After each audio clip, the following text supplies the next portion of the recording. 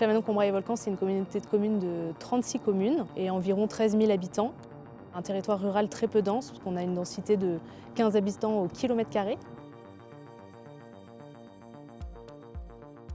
C'est un territoire qui est dans le Puy-de-Dôme, au cœur du Massif central, avec une population qui est vieillissante, qui ne perd pas forcément d'habitants. Le patrimoine bâti est aussi vieillissant et parfois dégradé, particulièrement dans les centres-bourgs. Le territoire de la communauté de communes Chavanon-Combrailles-Volcans, au niveau économique, est basé sur un socle historique autour de l'agriculture. Et puis on a une seconde filière très importante également, qui est la filière bois et forêt, avec de nombreuses scieries sur notre territoire qui sont très dynamiques et qui participent au développement de cette activité historique également dans les Combrailles. On le voit autour de nous, il y a de la forêt, il y a beaucoup de forêt.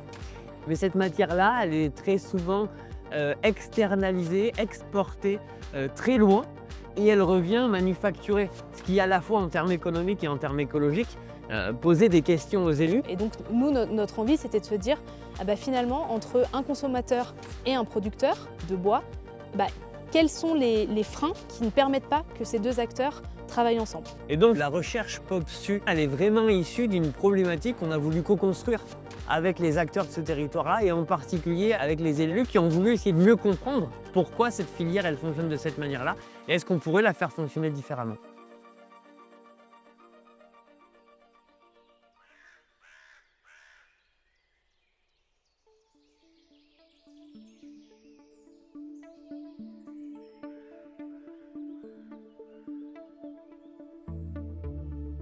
Dans le territoire de Chavanon-Combrailles-Volcans, on a à peu près 70% des forêts qui sont des forêts privées. Il y a les gestionnaires forestiers, les exploitants forestiers, les coopératives et ensuite il y a la première transformation du bois, donc c'est les scieurs. C'est pour ça qu'on s'est intéressé à ces acteurs-là, nous, dans la recherche, parce que c'est un maillon assez essentiel qui fait la jonction en fait, entre l'exploitation et la gestion forestière et la première transformation du bois. Bonjour Victoria. Bonjour Adama, ça va? Ça va et vous? Oui. Vous pouvez voir les produits alors plutôt rabotés sur toute notre gamme, sur du parquet. Donc on va sur des produits comme le Douglas, qui est un arbre emblématique maintenant des Combrailles, du sapin, des peupliers, des châtaigniers, du chêne. Voilà, l'idée c'est qu'on puisse mettre à travers ces offres de produits plus le bois des Combrailles dans le système constructif local en apportant tout ce service-là. Sur le territoire, il y a une dizaine de scieries à peu près qui ont des tailles très différentes. La plus grosse scierie du territoire, c'est à peu près 47 emplois. La majorité des flux de bois qui transitent par sa scierie va partir en dehors du territoire et va aussi partir en dehors de la France à l'international. Ça va être des grosses commandes où on va couper beaucoup de bois et on va industrialiser un peu les étapes de transformation. Il y a d'autres types de scieries qui sont plus petites, qui elles vont plutôt faire un peu plus du sur-mesure et voire même parfois, elles ne vont pas travailler qu'avec des professionnels, elles vont aussi travailler avec des particuliers. Les grosses scieries parfois travaillent aussi du sur-mesure, il y a des grosses scieries qui travaillent avec des charpentiers, mais les petites scieries, elles vont faire que ça. Clairement, nous sommes une scierie de services. Nous, notre stratégie, c'est de donner le maximum de services et de valeur ajoutée et de faire le maximum d'économies circulaires. Donc apporter, on va dire, que le bois local reste dans le système constructif local, ce qui permet, on va dire, de construire et de fidéliser les gens et les clients sur du long terme, à contrario, en fait, des marchés nationaux ou hors nationaux à l'export. Donc nous, cette stratégie-là, on l'a mis en place pour se battre avec nos armes. Les scieries, elles dépendent d'un marché qui est mondialisé, déjà parce qu'on a besoin d'énergie pour faire fonctionner les scies. Donc c'est des entreprises aussi qui, elles, sont extrêmement vulnérables aux fluctuations du prix de l'énergie et donc au contexte géopolitique. On a tout intégré le process de transformation. Donc on a commencé à livrer les bois au client final pour apporter un service. On a développé une activité négoce pour pouvoir répondre aux besoins total des clients et on a investi dans la deuxième transformation du bois qui est le séchoir, les raboteuses pour pouvoir tout internaliser et être souverain aussi de notre production. Ce qui est intéressant dans ce modèle, c'est plutôt de s'affranchir de grosses plateformes qui vont revendre du bois qui finalement ne sera pas du tout local et viendra souvent des pays scandinaves.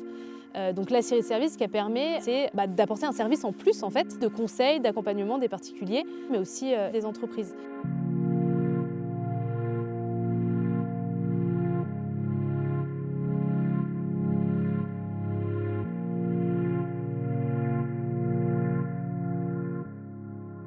Ici, on est sur la rénovation et l'extension de la mairie de Saint-Saturnin. C'est une extension en ossature bois avec un remplissage en paille.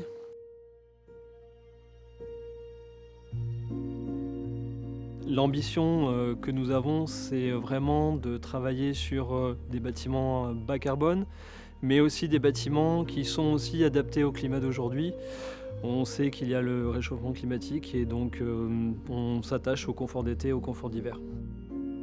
Alors le bois est une ressource intéressante pour nous parce que déjà c'est un matériau durable qui permet de stocker du carbone, qui est disponible localement. On a aussi des compétences locales, donc c'est-à-dire qu'on travaille avec les entreprises locales qui savent transformer le bois. Et enfin c'est un matériau esthétique parce qu'on peut le travailler de multiples façons, avec des courbes par exemple.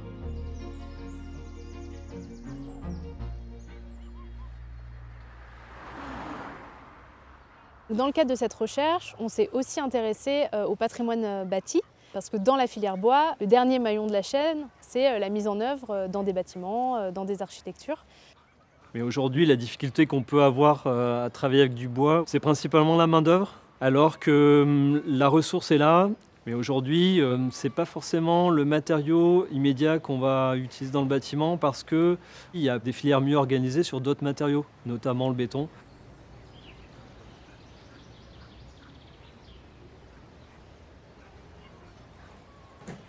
Bonjour. Bonjour Victoria. L'idée, c'est que, au vu là, de nous, ce qu'on a regardé sur les enjeux autour de la filière bois et de la transformation de la matière, c'était d'avoir un peu une infographie qui permet aux acteurs que tout le monde ait le même niveau d'information avant qu'on commence les ateliers. Ce qu'on a essayé de faire dans le cadre de la recherche POPSU, c'est de mettre autour de la table des acteurs qui n'ont pas l'habitude de dialoguer ensemble. Au sein de la filière bois, il y a à la fois des élus, des techniciens des collectivités locales, des bailleurs sociaux, aussi des artisans. Et donc ces acteurs-là, ils ont des métiers différents, ils ont des langages différents et parfois ils ne se comprennent pas. L'enjeu aussi de la recherche, c'était de créer des espaces de dialogue. Tu vas utiliser ce support là pour expliquer à tout le monde quand on va se retrouver et pouvoir illustrer un petit peu la recherche parce que les gens vont être peut-être un peu perdus. On a besoin de réexpliquer et de remettre un peu en perspective. Exactement, et justement, on a développé un peu, dans le cadre de la recherche, on a développé cet outil, la cible. Peut-être qu'au début, on peinait à croire que les gens s'investiraient beaucoup dans le projet. On avait un peu peur du manque d'engagement et en fait, c'était la bonne surprise que des personnes parfois très occupées, très engagées dans leur entreprise, ont pu s'engager au travers de ce programme de recherche qui était pour eux un peu un ovni. La question qu'on a posée, en fait, finalement, c'est la question de la coopération économique. Comment on arrive à structurer économiquement des filières où on va, plutôt que d'être dans une logique de compétition, on va plutôt être dans une logique de coopération. Et donc, où on va permettre d'avoir dans les mêmes modèles de gouvernance économique à la fois les acteurs comme les architectes qui ont un besoin et les propriétaires forestiers qui ont la ressource. Et comment ces personnes-là, à travers un modèle économique coopératif, ils vont pouvoir travailler ensemble et se rendre moins dépendants de marchés qui vont être mondialisés ou extérieurs.